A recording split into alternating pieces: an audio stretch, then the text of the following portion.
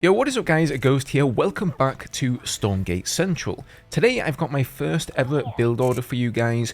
This one is going to be for the Vanguard and it's going to be a 2 barracks scout rush that transitions into a pretty safe expansion. So I've been trying this recently on the ladder and it has been very effective, usually killing my opponent outright without the need to even transition into a macro game at all. And so it should be, you know, a nice, easy, one base learning build that if you've just started playing the games should be fairly easy for you guys to get to grips with. As always guys, if you do enjoy the content here on the channel, don't forget to hit that subscribe button. I'm going to be putting out a lot more build orders for the week of Steam Next Fest, so if you guys are looking for some tips and tricks for Vanguard and the Infernals, I'm also going to be streaming an entire tournament. Make sure you're subbed up so you don't miss out on that. Okay, so without further ado, let's get into this game here. We are going to be playing against an Infernal player, but this works equally as good against the Vanguard. So the first thing you want to do, as always, is send out your initial scout to scout the enemy. And of course, start building a B.O.B back home. As soon as we get 150 Luminite, we're going to go ahead and build our first barracks on the ramp. It's nice to make kind of a half wall at the ramp here, just so you can, you know, defend against any rushes that may be coming from the enemy player here. So, popping the scouting ability there, I forgot what it's called, but that thing with the eyeball down in the bottom right lets you see any enemies, you know, maybe if there's some weird proxy stuff going on, or he's got some imps going down the ramp. Nothing fishy going on here, though. He's getting out an iron vault, so it's not going to be a super fast expansion or anything. And I'm just trying to do a little bit of light harassment, building some more B.O.Bs back home there whilst the barracks finishes. I actually forgot to overcharge the B.O.Bs there, but that is something that you want to do as soon as your barracks starts producing because it increases the build time of the B.O.Bs. So as soon as the barracks is done, throw down your first habitat, and once I have 150 more Luminite, the second barracks comes down. Some people like to do this build with one barracks and get, you know, scouts, upgraded scouts out a little bit sooner. Personally, I prefer to go the 2 barracks route and get out more scouts, but a little bit later on. I found that that works better for me. So now we're just transferring 1 B.O.B onto Therium because you are going to need 25 Therium for the upgrade, and we are throwing down the Biokinetics Lab, which is what we need for the upgrade for the scouts. And the upgrade for the scouts is really the pivotal part of this build because it increases the damage that they do against light targets like enemy workers by, I think it's 14. It's kind of a crazy upgrade. So once this Biokinetics Lab finishes, you should have around 12 B.O.Bs on your Luminite and 1 on the Therium. And at that point, you want to prioritize just pumping dogs out of your 2 barracks while you wait for the Biokinetics Lab to finish. You also want to make sure that you have 25 Therium. If you don't have enough B.O.Bs on the Luminite, once you hit 25 Therium like I have here, you can just go ahead and transfer that B.O.B back over to the Luminite. I didn't really need to do that here. I forgot I had one building the Biokinetics Lab, so that was kind of unnecessary. But once the Biokinetics Lab finishes, you want to go ahead and upgrade the Virillium Claws. And this upgrade doesn't take very long at all. And whilst that's going on, I'm going to cut B.O.Bs for a little bit just while I get out some dogs. If you can build B.O.Bs with the dogs from the 2 racks, which you should just about be able to do, keep on pumping out B.O.Bs onto your Therium because it's going to be great for when you expand after this push. And what I'm looking for here is around like 12, maybe 14 dogs. I'm going to move out here now. My upgrade is about to be finished. And I'm splitting my dogs into 2 different groups. So I like to put one on control group 1 and another group on control group 2. And then what I do is I send half of them to the main and half of them to the natural. I kind of do like a 2-pronged harass because I'm fully expecting him to have at least like 1 or 2 brutes, which you really don't want to go toe-to-toe with the dogs because they have heavy armor.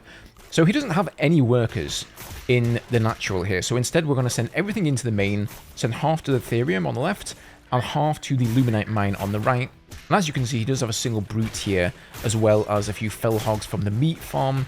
So we're just sort of running around and microing a little bit here with the dogs on the left that are being chased by the brutes. Meanwhile, the dogs on the right are just shredding these imp workers. These Virillium Claws just do absolute wonders. If you're wondering how this works against Vanguard, it does just fine. You've just got to watch out for the B.O.B Overcharge, and I'm going to show you guys that after this game here. So you just notice there's a couple of brutes. He's doing a bit of a counter attack here, heading for my main. that's no big deal. We have killed so many of his imp workers at this point. I know I'm far ahead. So we just come back home. We're going to overcharge our bobs, which gives them 100% more damage and 100 armor. And we're just going to surround those two brutes and the fiends and kill everything off. Now, at this point, if the player doesn't leave the game, as you can see here, I'm putting a sentry turret down in my natural, and I'm going to transition into lancers, and we're going to stop producing dogs, and we're going to go ahead and take our natural expansion. And hopefully, after that, you should be ahead in the game. You know, you can go all in with this build. You can just, you know, continue to pump out more and more and more dogs and hopefully kill the opponent. But I prefer this way of doing things. That way it's not like a complete all-in. You still have the opportunity to go into a macro game. And my dogs are still alive here, so I'm just going to continue to run around, harass, and do some damage. They've also gotten pretty powerful. As you can see, they have a few ranks of veterancy. I've also built a few lancers back home, mainly just for defense. You'll see I've put a turret up in the natural expansion, just in case anything weird happens. You can go ahead and put a lancer in there and get the buzzsaw, which is pretty good. But there we go, GG. The guy decides to leave the game, and we didn't have to go into a macro game. So let's go over a few transitions out of this build here, and what to do if you get scouted. So the fantastic thing about this build is that it's just so versatile. Having those two barracks and the biokinetics lab means that you can go straight into bio with lancers and exos. You can then add in vulcans or medtechs later on. So in this game here, as you can see, this Vanguard player, he's lost a lot of bobs, but he does manage to kill my scouts off and stay in the game. So what I did here is I simply doubled down on macro. I already had the two barracks, so I just added two more. I got upgraded lancers, exos, and medtechs. I took the map control and a third and a fourth, and then I just pushed across the map and killed him with my economic lead. In my opinion, if you're already ahead economically, you should just play it safe and go for the long game. Now, obviously, my opponents here are not the best players. You know, I'm still climbing the ranks because they were reset, and there are also a lot of new players from the Kickstarter, and it's probably going to be similar for you guys if you're playing in Steam Next Fest.